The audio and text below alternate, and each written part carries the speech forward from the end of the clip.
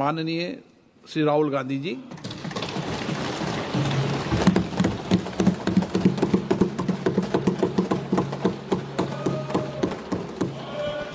Thank you, Speaker Sir, for allowing me to speak on the President's address.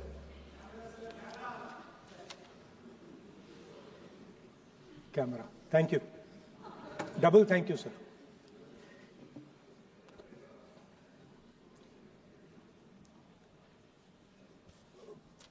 I heard the President's address.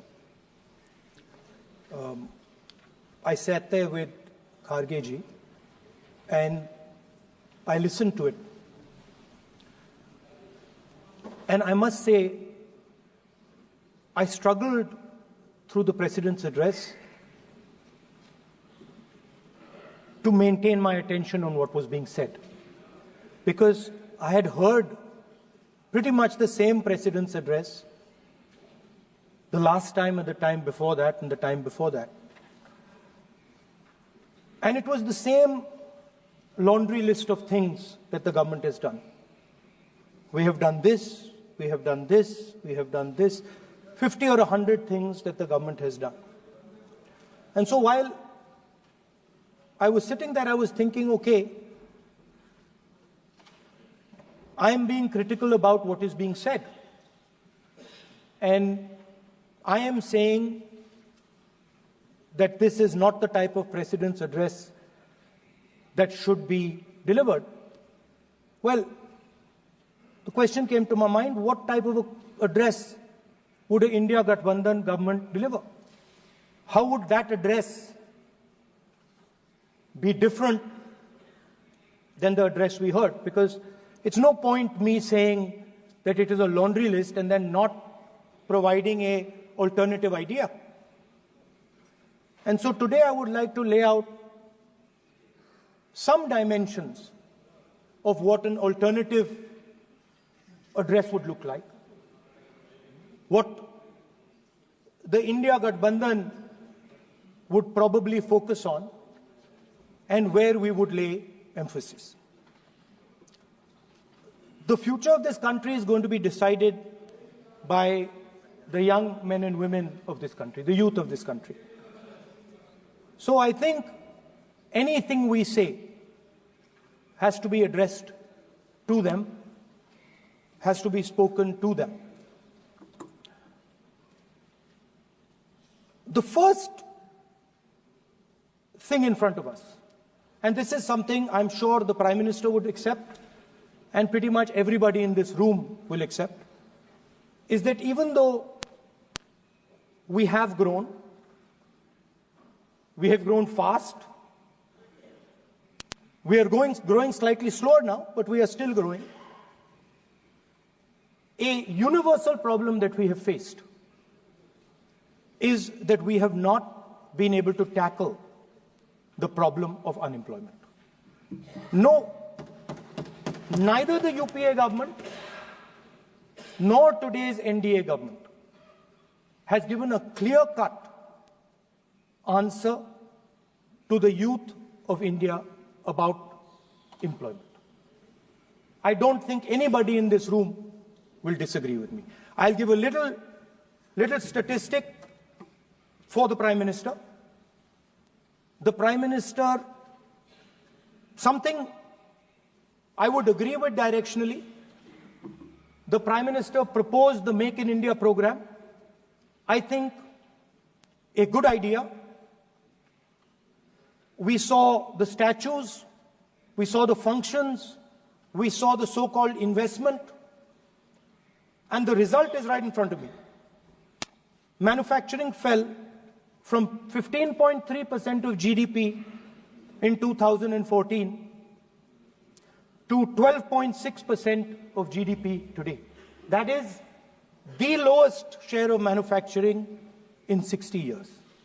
I'm not even blaming the Prime Minister, because I think it would not be fair to say he didn't try. I could say that the Prime Minister tried, and I think conceptually Make in India was a good idea, but it's pretty clear that he failed. because manufacturing went from 15.3% of GDP to 12.6%. So the first question that any alternative vision would answer to the youngsters of our country is, okay, what and how are we going to solve this problem of employment? Any country basically organizes two things. You can organize consumption, and then you can organize production. Modern way of saying organizing consumption is services. Modern way of saying organizing production is manufacturing. But there is more to production than simply manufacturing. For example, agriculture also is about production. Now, pretty much every government since 1990 has done a decent job on consumption, on organizing consumption. Which are the companies that organize consumption? Uber organizes consumption. Reliance organizes consumption.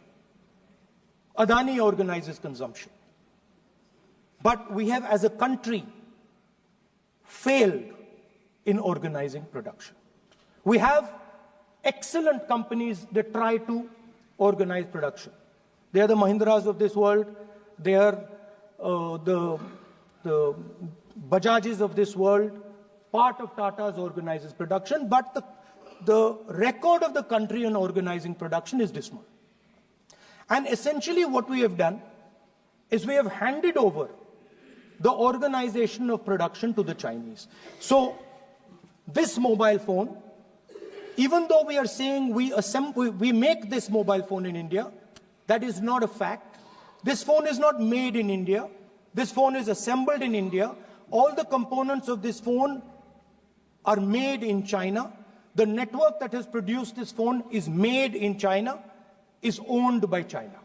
So every time we use a phone, every time we wear a Chinese shirt, a Bangladeshi shirt, every time we wear a pair of Chinese sneakers, we are paying a tax to China.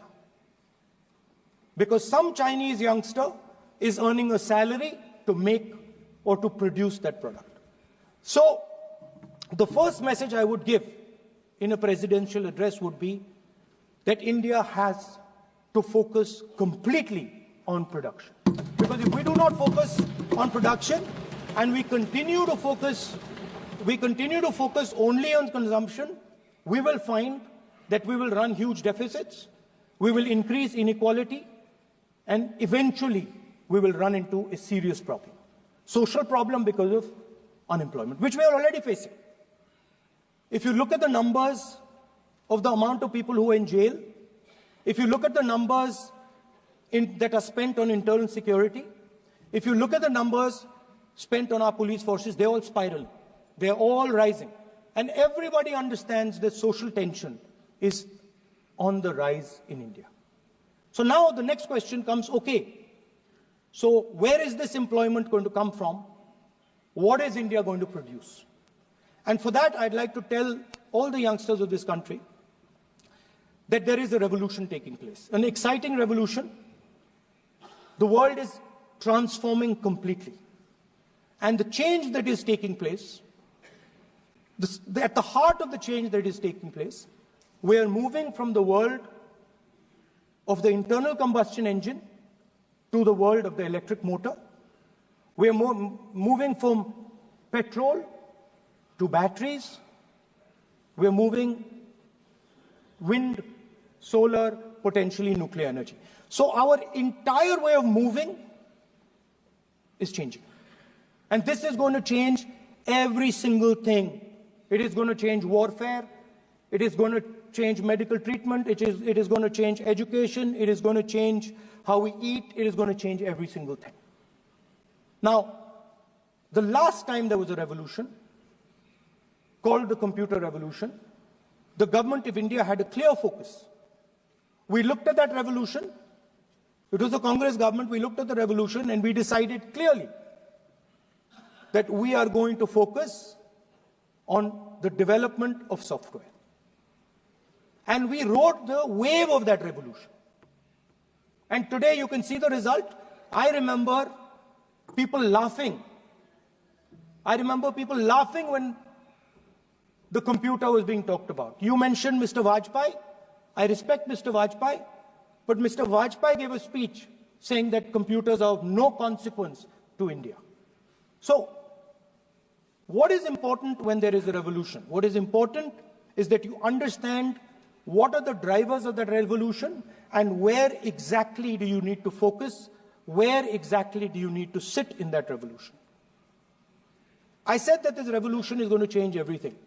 And I want the youngsters in this country to think about it. There is a war going on in Ukraine. The war in Ukraine is actually a war between the internal combustion engine and the motor, the electric motor. The electric motor is inside the drone, the engine is inside the tank. And if you look at what is going on in Ukraine, the tanks are dying by the thousands.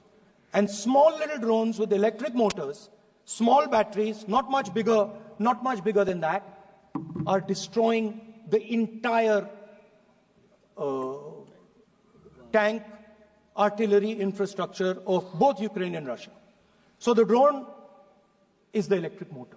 The drone is the battery. The drone also needs to see. So the drone is a camera. In the same way, electric cars. The electric car is a motor. The electric car is batteries. The electric car is cameras. Robots are exactly the same thing. Robots are electric motors, multiple electric motors with cameras, with batteries. And this is what the revolution is going to look like. So there are basically 4 technologies that are driving this entire change in mobility. Electric motors, batteries, optics, and then on top of that, you can apply AI. Now I want to tell the youngsters of this country, people talk about AI. But it's important to understand that AI on its own is absolutely meaningless. Because AI operates on top of data. Without data, AI means nothing. And if we look at data today, there is one thing which is very clear. Every single piece of data that comes out of the production system in the world, the data that was used to make this phone, the data that is used to make electric cars, the data that is used to make basically all electronics on the planet today is owned by China. And the consumption data is owned by the United States. In China, the consumption data is owned by China, but in India, companies like Google, companies like Facebook, companies like Instagram, X, they own our consumption data.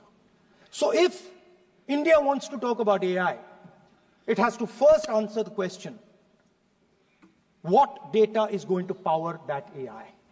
And the answer today is India does not have that data. Neither does India have production data, neither does India have consumption data. We have handed our consumption data to the big American companies, and the production data we don't have anyway. So what would that vision look like? The first thing, we would start getting youngsters excited about this revolution.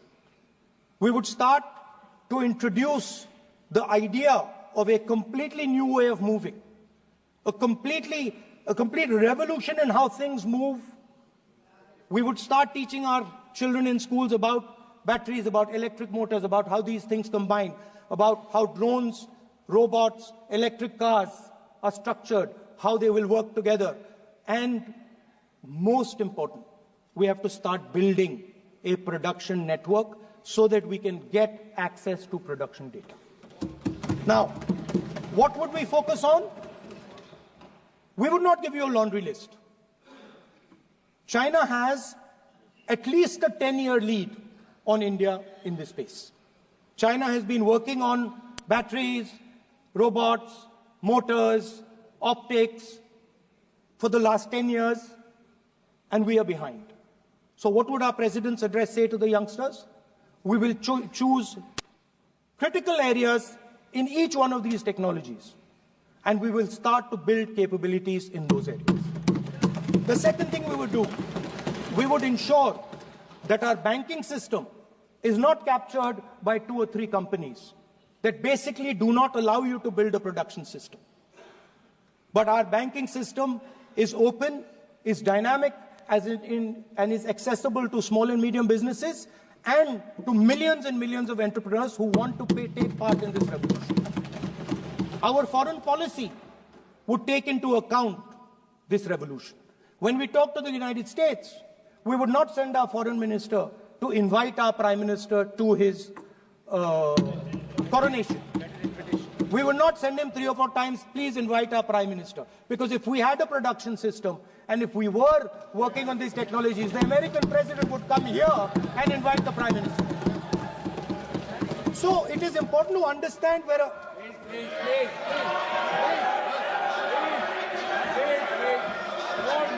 Without foreign policy.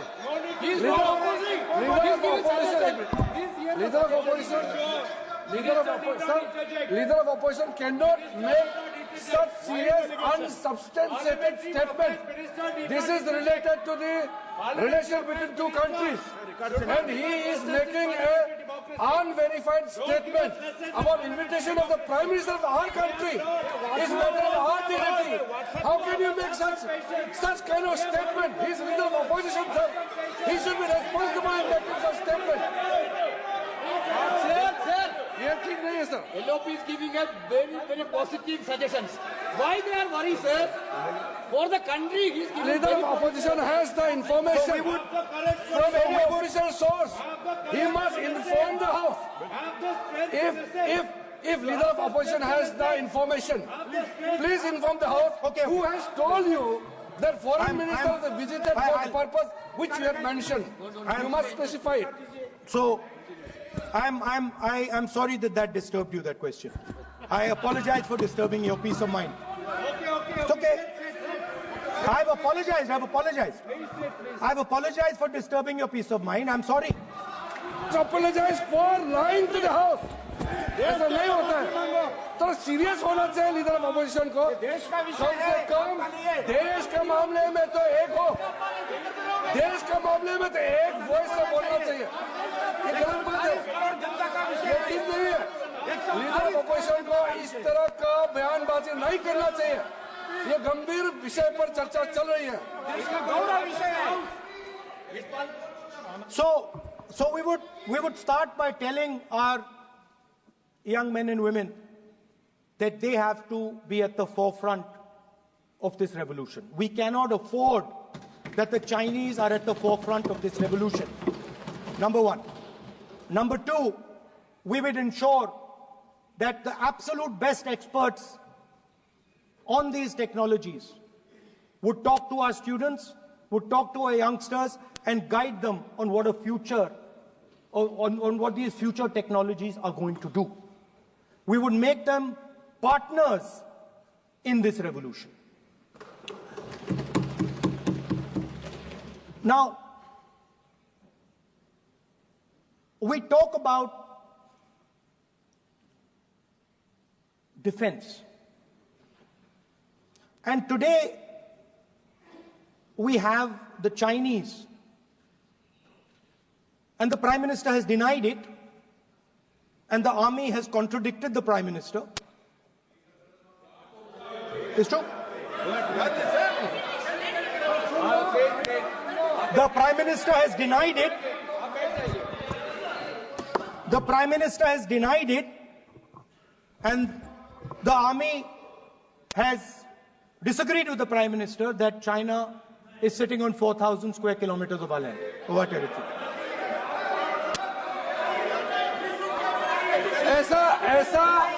ऐसा इस सदन में अब मन चाहे बात नहीं बोल सकते हैं. ये बिल्कुल ठीक नहीं है सर. ये सीरियस मामला है. आप फॉरेन पॉलिसी पे, बॉर्डर इश्यू पर आप अपना कैसे मजाक बात कर सकते हैं? अपना मनमोहन कहानी आप बना के बोल रहे हैं. ये तो बहुत सीरियस मामला है. विदेशी प्रतिपक्ष के नेता जो आप विषय बोल रहे हैं, उसके तथ्यों को सदन के पटल पे रखना. आप पानी. अनुरोध है लीडर ऑफ पोजिशन बोलिए, हम लोग शांति से सुनेंगे, ये आपका अधिकार है बोलने का, मगर आप मन चाहे ऐसा सीरियस इशू पे कैसे बोल सकते हैं?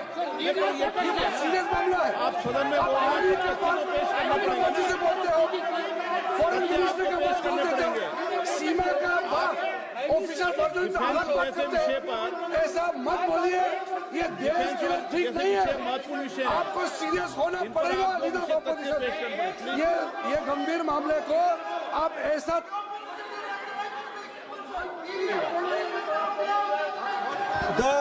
The Prime Minister has denied that Chinese forces are inside our territory, but for some reason our army keeps talking to the Chinese about their entry into our territory, and our Chief of Army Staff has said that the Chinese are inside our territory. This is a fact. This is not invention, this is a fact. Now, but the reason China is inside our territory is important. Because people think that wars are fought between armies and their weapons. But the fact of the matter is that wars are fought by industrial systems. The fact of the matter is that China has an industrial system that is far stronger, far bigger than our industrial system. And that is why they have the guts to come inside this country. The reason China is sitting inside this country is because Make in India has failed. The reason China is sitting inside this country is because India is refusing to produce. And I am worried that India is going to give up this revolution to the Chinese once again. The reason I made this reference is because everything is connected. If and when we fight a war with China, we will be fighting with Chinese electric motors, Chinese batteries, Chinese optics, and we will be buying Chinese motors, Chinese optics, Chinese batteries. It is a non-sustainable proposition. That is why for our security, for the future of our children, for the future of our country, we have to build a production system, and we cannot allow this revolution to go by. Now, the next step, we have a strategic partner called the United States.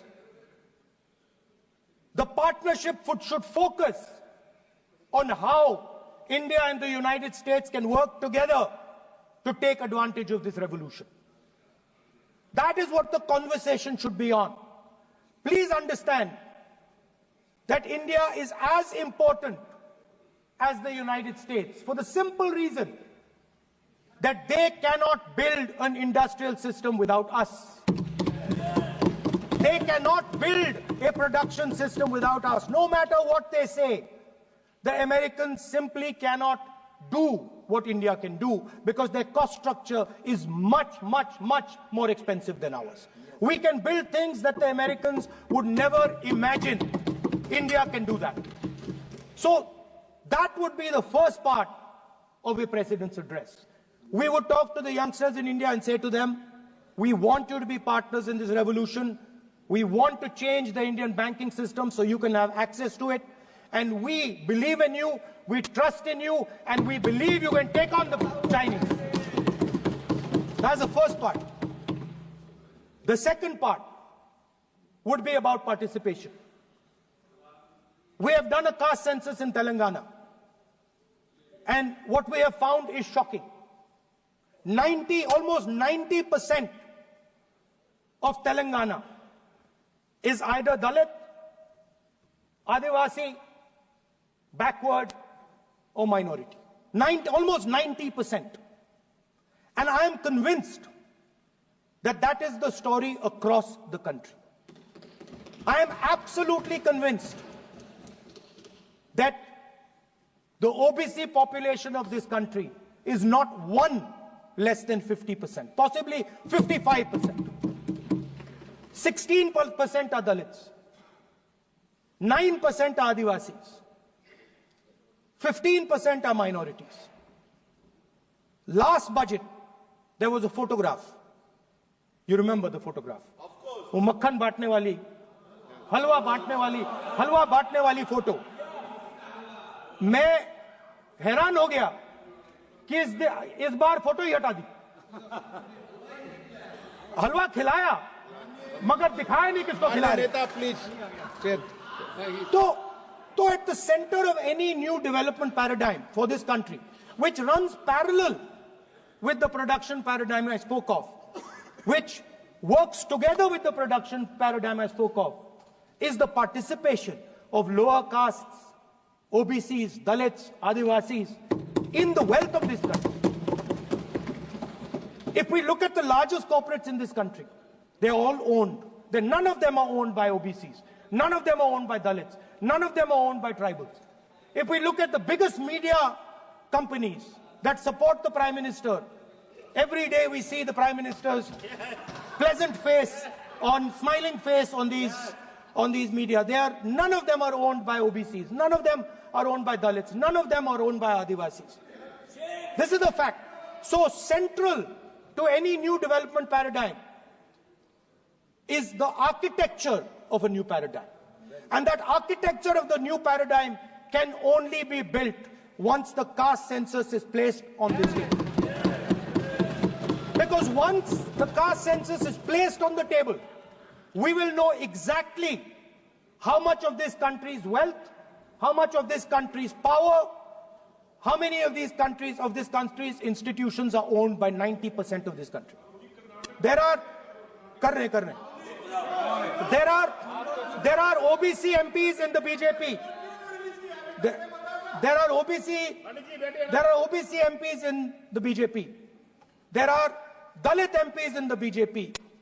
There are Adivasi MPs in the BJP. Remember, you are OBCs, you have 50% of the population, and you have absolutely no power. I know that you're sitting there and you cannot even open your mouth. That is the truth of the country. प्रधानमंत्री का चेहरा आपको दिखाई नहीं देता है. जाति जनगणना, प्रधानमंत्री का चेहरा आपको दिखाई नहीं देता क्या? Architecture, participation, revolution in this country that we are going to bring. ये अंधेरा हो गया है. पार्लियामेंट में है. ये कुछ दिखता नहीं है. सोनिया गांधी, प्रियंका. ये इधर अपोजिशन को कुछ दिखाई नहीं देता है. ओबीसी बात करते हैं. So the idea is, Speaker sir, the idea.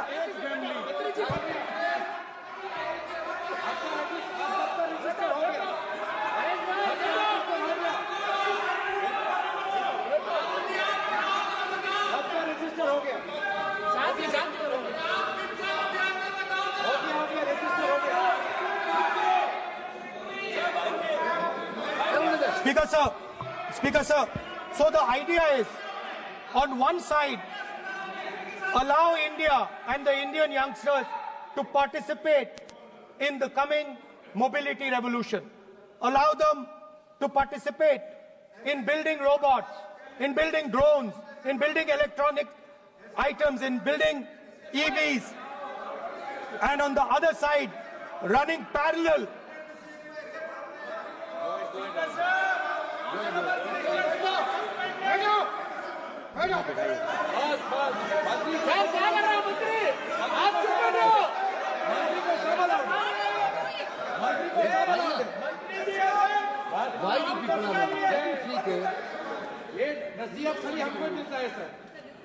मैंने उनको ही मना The country, Speaker sir. ऐसा नहीं है. आप भी बहुत डिस्टर्बेंस करते हैं.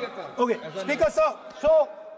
So parallel ideas. One idea: participate in the mobility revolution. Whether you're thinking of economy, weapons, production, healthcare, India should participate in this revolution. India should become the master of the electric motor, master of the battery, master of optics, and master of AI applied on top of that production system. Now imagine the power of AI when we apply it to the caste census. You imagine what we will do with AI and what we will do with the social revolution in this country when we start to apply AI on the data that we get from the caste census. So we are going to run a parallel track. On one side, participation, revolutionizing the participation of Dalits, OBCs, Adivasis in the ruling of this country, in the institutions of this country, in distribution of wealth of this country. And on the other side, parallel track, challenge the Chinese and participate in the revolution and defeat the Chinese in electric motors, batteries, solar panels, and wind. So that is the first two parts of any presidential election address that any India Gathbandhan leader would give you. The final, of course, we go back to the Constitution. This, our favorite, just like the production system is a weapon, just like Jati Jangarna is a weapon of transformation, this is what the entire architecture is built on. I remember before the elections, all of you were saying 400 par, and you were saying you would change this. And then I was glad to see that the Prime Minister walked in and then was forced to bow his head in front of the Constitution. It was a moment of pride for all Congress people that we had explained to the Prime Minister and to the whole country that no force will dare touch this. I know that the RSS has never accepted this. Mohan Bhagwatji has said that India didn't get independence in 1947. He has said that this constitution is meaningless. I know that that is at your heart. We will never let your dream come true. This constitution is going to rule India always. Now, एक minute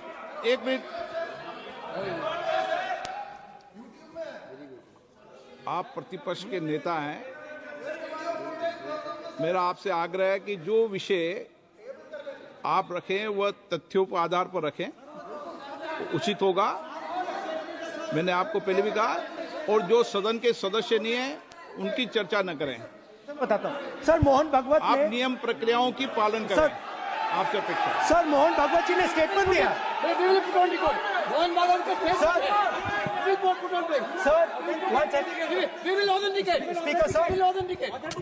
Speaker sir, Mohan Bhagwat ji made a statement saying that India did not receive independence in 1947. It received independence when the Ram Mandir was inaugurated. We will place that on the table. Now, sir, I would like to mention one small thing, but very important thing. Speaker sir, this constitution is supported by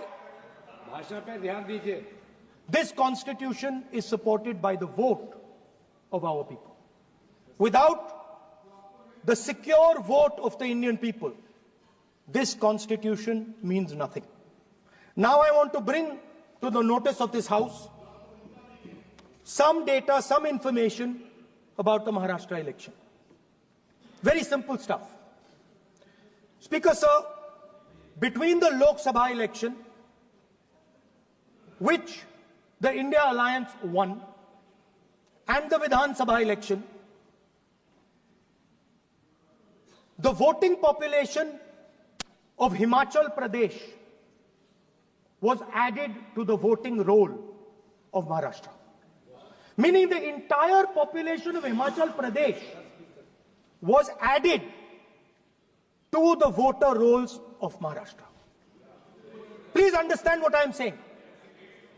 In Lok Sabha, the difference between Lok Sabha and Vidhan Sabha was the population of Himachal.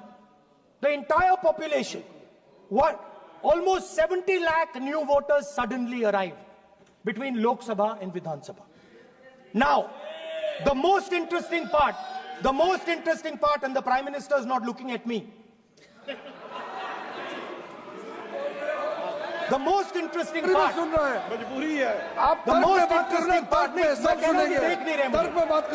मुंह नीचे कर लिया suddenly. The most interesting part is,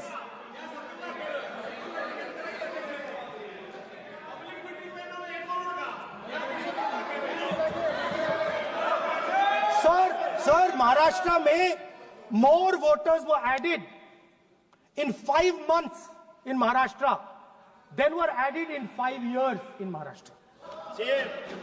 जितने 5 साल में add हुए उससे ज्यादा 5 महीने में ऐड हुए, आखिरी 5 महीने में लोकसभा चुनाव के बाद। सर, एक बिल्डिंग है सर शिरडी में, एक बिल्डिंग में 7,000 नए वोटर एक बिल्डिंग में ऐड हुए सर। एक बिल्डिंग में 7,000 नए वोटर ऐड हुए सर। सर, मैं कोई आरोप नहीं लगा रहा हूं, मैं सिर्फ ये कह रहा हूं सर कि इसमें कुछ ना कुछ प्रॉब्लमैटिक है कि हिमाचल प्रदेश जितने बड़े वोटर्स लोकसभा के बाद जादू से आ जाते हैं।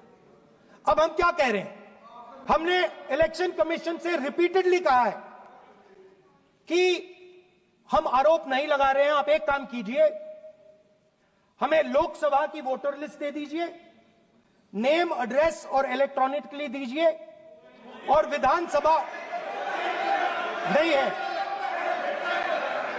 नहीं सर, नहीं। स्पीकर सर, वो सब वेबसाइट पे रहती है, सब जानते हैं, कभी भी कोई निकाल सकता है। स्पीकर सर, मैं समझा देता हूं सर। स्पीकर सर, वो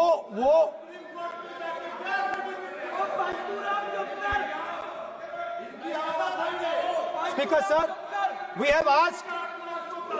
Speaker sir.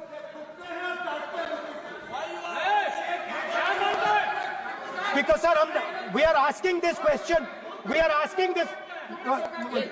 Speaker sir, population of Himachal Pradesh. Please. Population of Himachal Pradesh has voted. Extra has voted in Maharashtra. We are saying to the Election Commission, please give us the names and addresses and polling booths of all the workers in the Lok Sabha and all the workers in the Vidhan Sabha, so we can calculate who these new workers are, who these new voters are. Interestingly, the new voters are mostly in the constituencies that the BJP has swept. Please understand, the new voters have been added mostly in the constituencies where BJP has swept. I am still not making an allegation. I am saying on the floor of the House that the Election Commission has to give the data of the Maharashtra elections to the Congress Party, to the Shiv Sena and to the NCP, so that we can see exactly where these voters have been added, who has been subtracted, who has been added, where they have been added. This is not an irresponsible request. This is a very simple request for them to fulfill. The reason I am saying this, sir, is because the rules have been changed. This is not just said in isolation. Speaker, sir, the election commissioner used to be chosen by the Prime Minister, Leader of Opposition, and the Chief Justice. Sir, the Chief Justice was removed from that committee. Why? This is the question, sir. This is the question to the Prime Minister. Why was the Chief Justice removed from the committee? Now, in a few days, I am going to go to the meeting. There's going to be Mr. Amit Shah and Mr. Modi ji, and there's going to be me. 2 to 1. Why am I even going to the meeting? What is the purpose of me going to the meeting? I'm only going to the meeting to certify what Modi ji and Amit Shah ji are going to say, right? Whereas if the Chief Justice was there could be a discussion. Chief Justice and Leader of Opposition could say, no, we don't agree. So, there seems to be a calculated strategy. Now, just prior to the Lok Sabha, the election commissioner was changed and 2 new election commissioners were placed. Yes. We know that the election dates were changed. Yes. We know that the elections were postponed. These are facts. These are not things I am inventing. So, in order to safeguard this constitution, The entire opposition requests the data for the Maharashtra election. We request the data and the electoral voter list for Lok Sabha and the corresponding list for Vidhan Sabha. And I am very confident that the Election Commission will not give us this information. Speaker, sir, that is broadly. So the third element of our President's address would be a determined defense of India's institutions, of our democratic system, and a re-look at our entire democratic framework, and the looking again at all the institutions that have been taken away from the people of India. So those would be the type of things that we would say in a presidential address. I'd like to finally say one thing. In the last, थोड़ा बढ़ा देता हूँ. अब मैं थोड़ा और खींचूंगा. अब और खींचूंगा थोड़ा. अब और खींचूंगा. So in the last, there is a background, a philosophical background to what I am saying. Essentially, what I am saying to the youngsters of India and to this House is that instead of focusing on multiple things, instead of telling us a laundry list, give us a strategy, give us a vision, make it clear, right? Now, there is a philosophical basis to this. There is even a deep philosophical basis to this. I showed you the picture of Shivji, which you didn't allow me to show. I showed that picture for a reason. What does that picture tell us? If you look at that picture carefully, it tells us focus carefully. Do not get distracted. Do not look here and there. Do the job at hand. So there is a philosophical basis to the speech I have given. I have not told the House and the country that we will do this, and this. This is the philosophy of Shivji. Say what you have to say, but be clear that you're going to do that one thing and don't do 50, 60, 70 different things. So there is a link between our philosophical tradition, our religious tradition, and what I'm saying. And that is what India needs to do. India needs to connect the past, the values of the past. You talk about Sardar Patel ji, but you destroy Sardar Patel ji's values every day. You talk about Ambedkar ji, you destroy his values every day. You talk about Nehru ji. No, you don't talk about Nehru ji. Right? You bow in front of Buddha. You destroy what he says. So the point is, you have to be truthful to what you are, right? And it is important that when you are giving a way forward to the nation, there is clarity of purpose. There is no hatred, there is no violence, there is no anger, because these things are destroying our country.